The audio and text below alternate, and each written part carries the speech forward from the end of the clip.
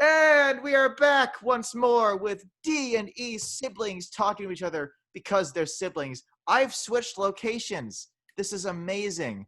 Yeah, a few episodes ago, Riley stood up and we had like motion for the first time in any of these episodes. We are breaking the rules in this town. And it was just gonna be the two of us, and then we were like, oh, I was already on a call with Matt, and I was like, screw it, I'm too lazy to stop talking to you, Emma. It's gonna be a 3-person podcast now. So now it's D and E and M, and we were going to talk about The Mummy Returns for Des and Jurassic Park 3 for me. And now, since Matt is here, we're going to be talking about Matt and the Santa Claus. Yes. The theme of this episode is going to be movies, terrible movies that we love.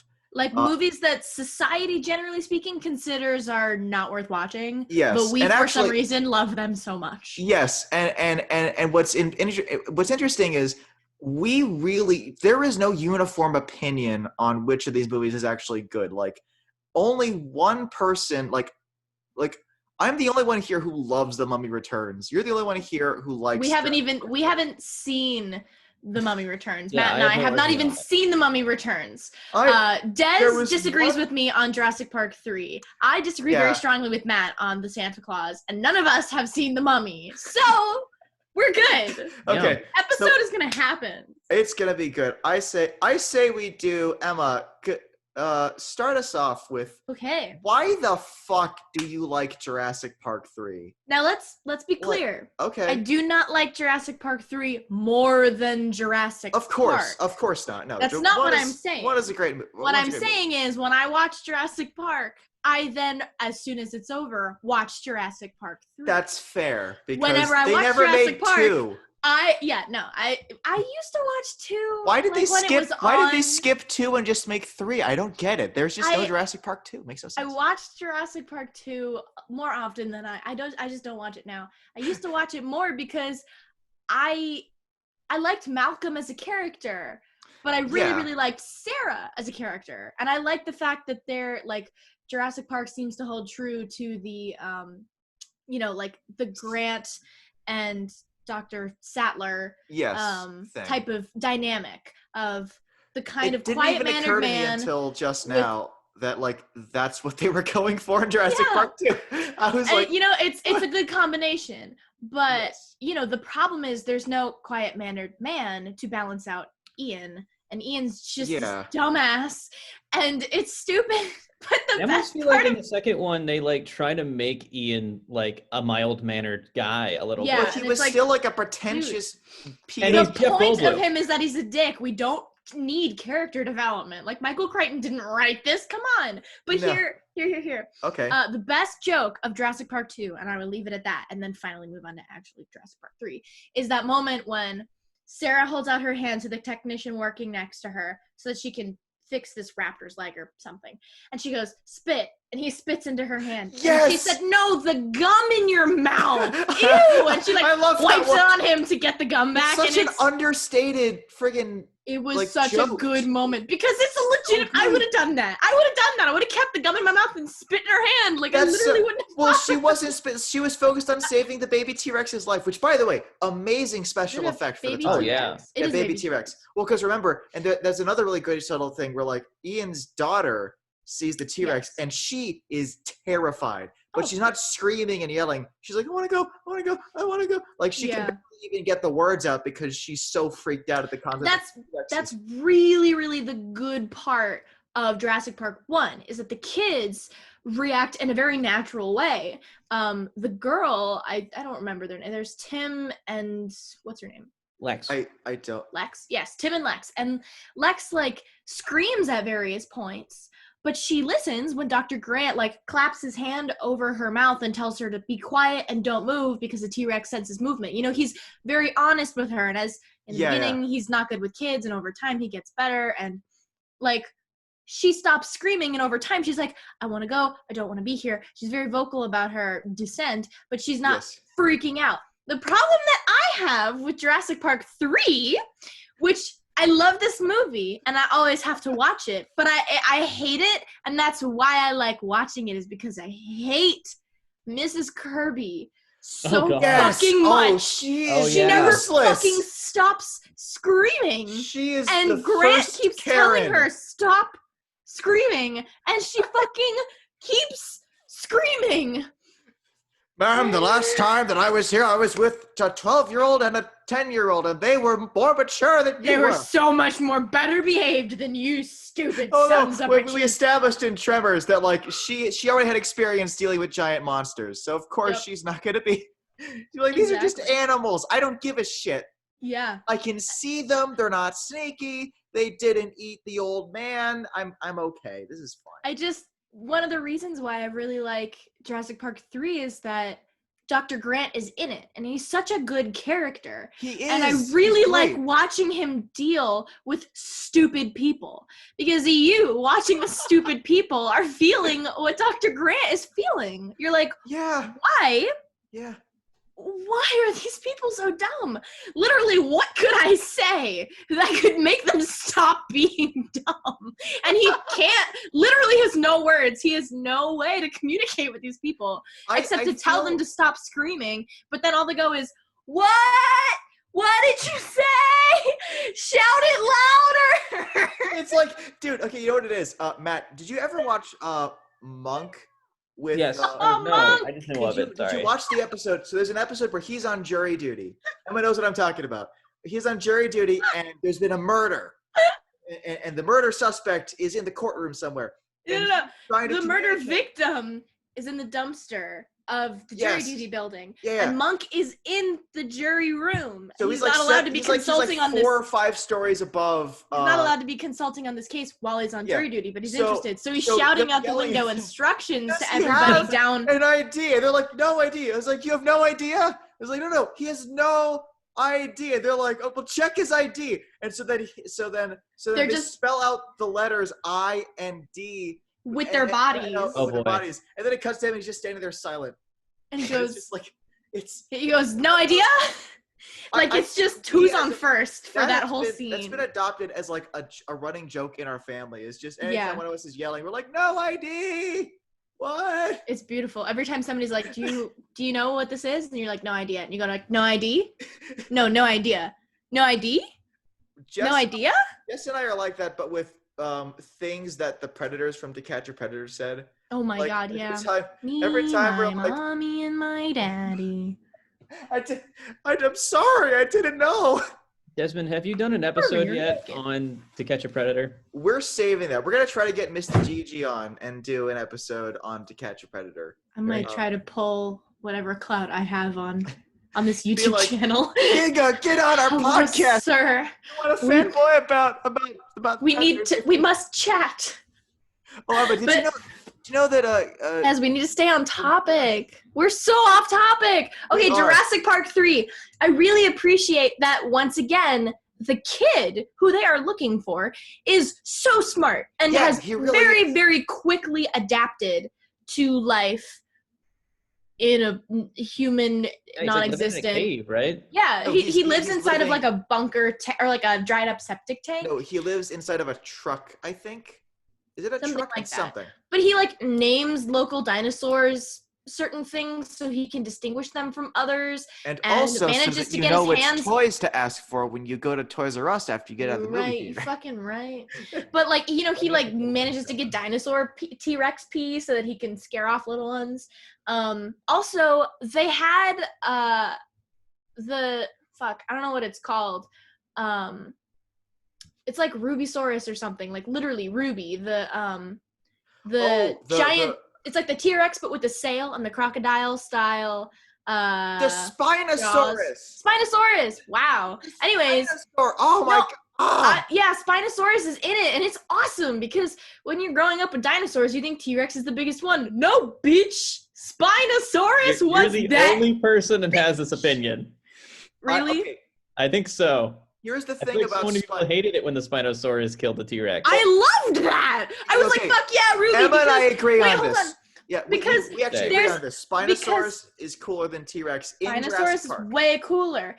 Yeah. I'm a big fan of the crocodile over the alligator. The much skinnier, longer, and more powerful snout. Yes. Than a wider, more chompy set of jaws that Yes. does not have the chomping capability. Matt.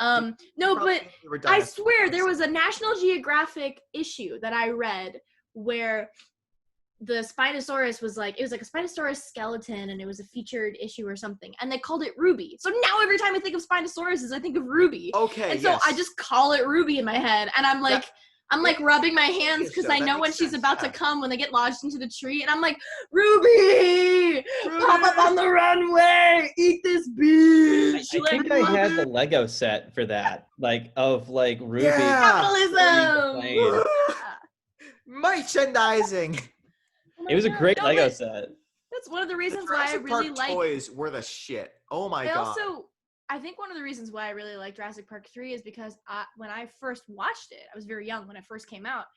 I really could not tell any of the movies apart when you guys watched them. I couldn't watch Jurassic Park 3. I was like, okay, there was the bloody skeleton of a dude in a friggin' That was weird. I'm out. But I really liked the pterodactyl scene. I was like that too.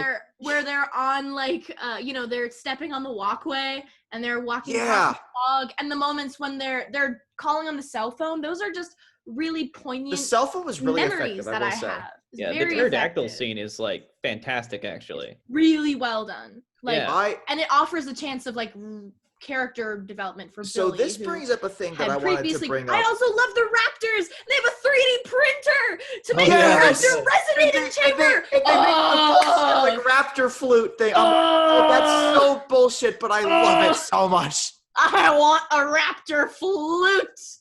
No, but also, they also had that one, the raptor moment in the first one where, Lex you see the jello on her spoon jiggling, and you see the raptor behind the thing come into the shadow of the raptor on the painting of the wall that it's casting a shadow onto.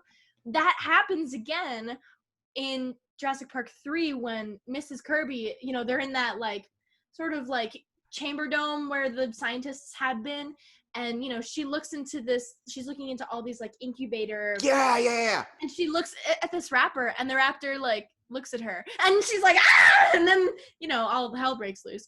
But God, I literally could not distinguish any of the scenes of any of the 3 movies growing up from the first one.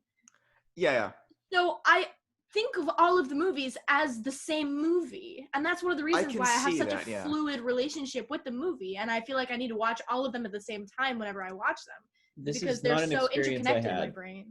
I watched the first one I saw was Jurassic Park 3, and I couldn't get through it because, like Desmond, I was scared.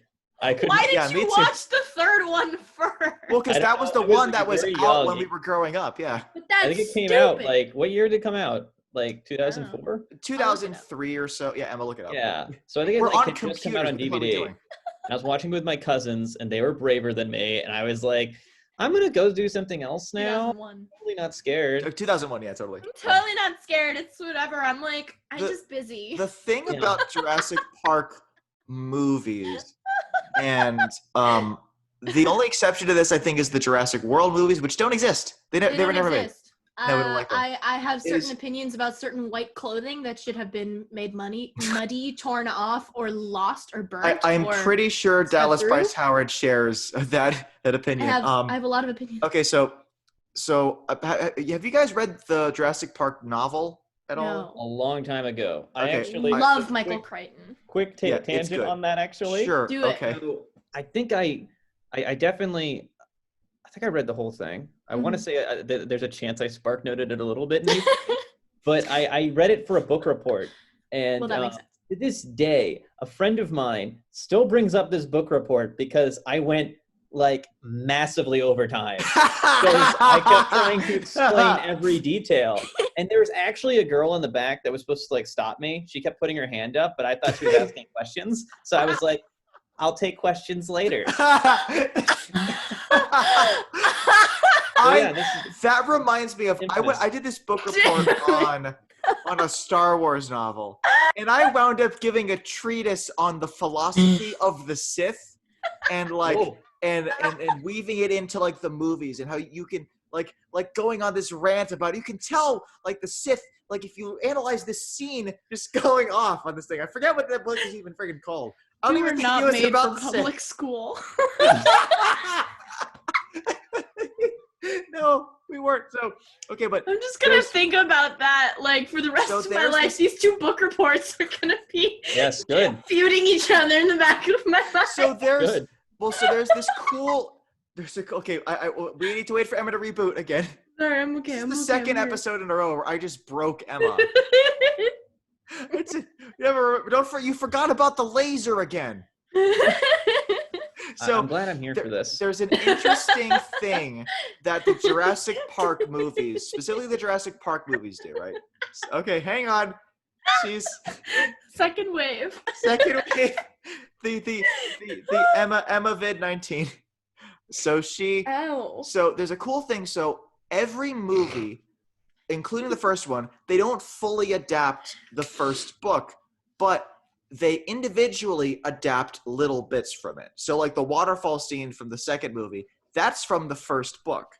The white velociraptor from the third movie, that's also in the first book. Wait, there's not a white velociraptor from the third movie. I think she's kind of pale, but Well, but like the pale raptor is in Alright. that one. I don't know. And I think she what might else? be in the second movie then, because I'm. No. There's a pale velociraptor in the third movie. Never mind. I just think. watched it. I could have sworn. Well, like the leader. I remember the leader being more pale or whatever. And you could also Okay. argue that the Indominus Rex in Jurassic Park, in Jurassic World, is sort of reference to that velociraptor from the first one. And so like that's an interesting. I don't think I've seen like an adaptation do that where like they retroactively adapt certain things from the books. Like in the books, it isn't. I love that like that guy was supposed to be actual paleontologist Bob Bacher, who was between him and John Horner, my favorite one. I have favorite paleontologist. Welcome to the podcast, everyone. Wow, what a nerd! What a nerd. Well, in the book, it's not a paleontologist who gets grabbed by the T-Rex. It's the kid. It's Timmy who gets grabbed by the T-Rex. She can't reach her head all the way in, so she sticks out her long tongue and she wraps it around him. And they're holding on to him, and they wind up. She winds up giving up and walking away. But it's a really, really good scene. That's horrifying. Michael Crichton is such a good writer. Dude, he describes Dennis Nedry's death from Dennis Nedry's point of view. It's the stuff of fucking nightmares. You're actually reminding me of like you talking about this. I'm like, oh wait, I really did read that book. So I'm like, oh yeah, that part. Yeah. Like I'm remembering there's a part. I remember like what's his name? The warden or whatever he was from Jurassic Park 1. Oh yeah, he was Australian or something. Muldoon. Like in the book, he had like a rocket launcher. Yeah, he was fighting. Yeah, he book? goes around blowing up the dinosaurs with a freaking rocket launcher. Okay, that actually makes sense. Michael Crichton really would incorporate some military grade weapons into his stories. He's that kind of guy. I've read 2 of his books, and neither of them are Jurassic Park anything. Well, I've read one of them, great. and neither of them were the ones that you probably read. So there you go. Anyway, which one did you read? Oh, me? No, Both of you. Oh, no, sorry. we just read Jurassic Park. No, I read Both Jurassic Park and one other. I think it was like some flight. I think it was called Flight Plan or something. Ooh. I read Congo and Sphere. Congo is very upsetting to read because you feel like you have a million miles to go, and then the book ends, and you're like, what the fuck? What happened to the rest of it? Like, one explosion destroyed the whole plot? Are you kidding me? Did you just get bored and you said, fuck it? I'm gonna blow it up and move on? I'll be totally honest. Jurassic Park. I think that actually, yeah. Well, that's an interesting thing too about like. So that's why they have Site B in the friggin' in the second movie. Is because and also in the second book, it's because at the end the military blows up the fucking island. Yeah, they nuke it, right? Yeah. Well, they either nuke it. I think they just they bomb it. So, oh my god, that's a thing that they kind of bring into Jurassic World, the last one, which was terrible. It was an awful. I didn't even know the Jurassic Universe existed. I know. Until I saw it was so the island is actually destroyed in Jurassic World. Like the island where the park is, there's like. It actually gets destroyed. So again, that's a thing. They keep bringing extra stuff back from the first book, which I think is John really Hammond, did you spare no expense to destroy your fucking expensive creation? We spared no expense. Would you fucking donate to some charities, you stupid piece of shit? Before we move on, is there anything else you want to talk about with Jurassic Park 3, or have you basically said it? I just know that all three of the movies when I was growing up were all played at the same time on the TV. Of course, they all were. Because, I mean, they go in marathons on, like, live TV, typically. Like, when there's three movies, they're going to play them one after another. So we would always just watch them. We're kids. We don't get bored. We just watch whatever the fuck is there. And I will say, like, the Jurassic... So there's a YouTuber. So, Emma, I'm assuming you know who H. Bomber Guy is? No. Okay, well, you should... He did a really good video about VHS and how it influenced filmmaking. And so Jurassic Park 3 and Onward Into the World are more cinematic and big because they're meant to be viewed on big screens. Because screens were getting bigger. Feel that. I mean, like with the entrance of like paragliding onto the island, it's a big scoping landscape. Big, beautiful. But one thing that I like about Jurassic Park 1 and also 2, for all the problems 2 has, it's a terrible movie. They're fun movies to just have on. You know what I mean? There aren't as many movies you can put on currently that you just have on in the background because the spectacle is so rich you just want to keep looking at it. Because the whole point is that they want you to want to watch it. I mean, no director is going to make a movie that you want to keep on in the background. That's like a slap in the face. No, totally, yeah. Although I an example now. But it's like someone who's like, yeah, let's have it just be a boring movie. They were deeply ingrained in my memory at a very young age. So now whenever I think of them, just the fact that I know them from so long ago makes me feel like I like them. So it gives me the same dopamine hit, you know? I think the same thing happens to me because I still I watched all three of them. I bought all three when I was like 7th grade, I think, 7th, 8th grade. And I watched all of them and I had no concept that like people considered them bad. Like I was like, oh, these are adult movies. These are so good. I actually really liked the second one when I was younger because I liked it when they went. Good for you. And I liked Ian Malcolm a lot. He's a good character. Like he's really annoying, but you inherently like him because he's exactly chaos. You hate him, but you like him. But you also appreciate that Dr. Grant has like, okay, who's next? Oh, okay. Before you, and I have two things. First is about Spinosaurus. Second, okay, so there's a company called Sideshow Collectibles that made a $1,200 1/6 scale statue of the scene where he's lounging with his shirt open on a table after like he gets his like. Oh my God! It's a photorealistic like. Sculpture of I've seen this. Yes, it's amazing. And they're like recreating the iconic scene. I'm like, that is the most expensive shit post I've ever seen a company make. I have so much respect for them right now. Well, cool thing. Wow. So the thing about Spinosaurus is, of course, if you look at it now, you can probably tell that it is really scientifically inaccurate. The sail is super tiny. Hang on a second. The sail is super tiny. The hang on, it's threatening to kick me out unless I upgrade to Pro. I might edit this out. Whatever. So the sail is really tiny. Come on, let me upgrade to Pro. It's really tiny. It looks like a T-Rex with big arms and a thing or whatever. Well, so what happened? Ripped. Really a few years ago was there were a few paleontologists working in Egypt. Some black market fossil traders found some bones that looked like Spinosaurus bones. Now the history of Spinosaurus is important because there was a really complete Spinosaurus skeleton that was found back in like the early 1900s that was unfortunately bombed to smithereens in World War II. So they found these really complete, detailed Spinosaurus skeletons, and they realized a couple things about it. First off, it wasn't fully bipedal because its back legs were too short. Second, because the Sahara millions of years ago, in fact, even a couple tens of thousands of years ago, it was a lush, it was like the Everglades essentially, right? Mm-hmm. That's why most of the fossils you find in the Sahara are of aquatic animals. That's why Basilosaurus, the ancient whale, was found primarily in the Sahara. Well, what's really cool is they found that most of the large animals were predators. Now, usually predators make up a really tiny percent of the animals that live in any given environment, because if you just can't support that many predators, there aren't enough herbivores to replenish the population.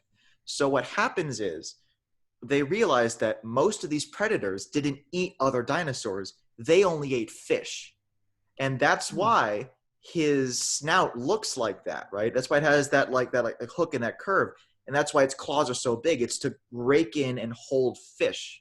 And so it spent That's cool. and it had this big sail. So really the cool thing about Spinosaurus is it wasn't a big land animal. It was essentially this giant, like 50-foot, like, well, not 50, but it was like a 40, 30-foot long serpentine, like crocodile with a sail on its back. Ugh, So Wow. yeah, friggin', I it's know, yeah. amazing. It's I mean, so it kind of cool. makes sense from like what it looks like. Like if you like, as you said, like just like thinking about it, like it makes sense, and it actually makes that that scene in the water in the third movie like even more awesome.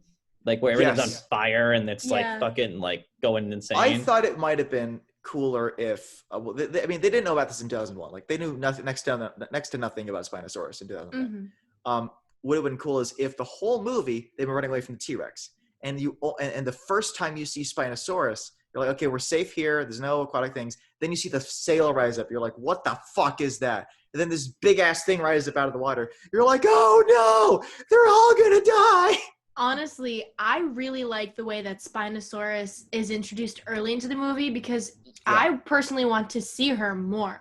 And I am of the general opinion that all dinosaurs in all of the movies are feminine, because that's how they Yes. started. I'm That's going to okay. honor that. Whatever. I don't even Yes. care if it's not true, because it's probably not true, but they started out all feminine, so whatever. Not to mention, they're CGI animals. Who gives a just? They can be gives a whatever shit? gender you want. You know what I mean? It But doesn't the matter. best Have fun with part it. for Yeah. me is when, Eric and Grant finally meet up with the Kirbys and the other guy again.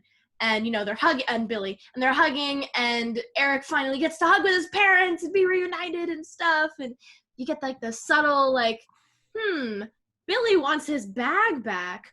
Did Billy steal those raptor eggs? You get the gentle hint. Oh. And then all of a sudden, out of nowhere, there's like the pause in the scene, and then the camera turns, and it's Ruby standing there in this big expanse, and Yes. she's like, the tail is just wiggling, and she's like, wow, y'all are just standing there? You didn't even She's like, see me? Am I that quiet? I'm heavy. Am I really that quiet? Did you not hear? Dude, T-Rex freaking shook the water. Oh my, what is wrong with you people? I'm not wearing It sneakers. was so funny. It was How so did- funny to me, and I I I loved love. it. A great Okay. idea. I think Emma should record dialogue for Ruby and be the voice of Ruby. Oh my Riff tracks, god. but just Ruby. Okay. Yeah, I'm just on it. Ruby. Oh my god. I think All that'd be great. Hey, if I'm you're gonna be thinking watching, about that if for you're the rest of watching my this, life. everyone, if you're watching this and you see a cut, it's because I'm stopping the recording now, and I'm gonna start it up in like 2 seconds so we can keep recording. All right. Bye. I'll see you guys after the cut.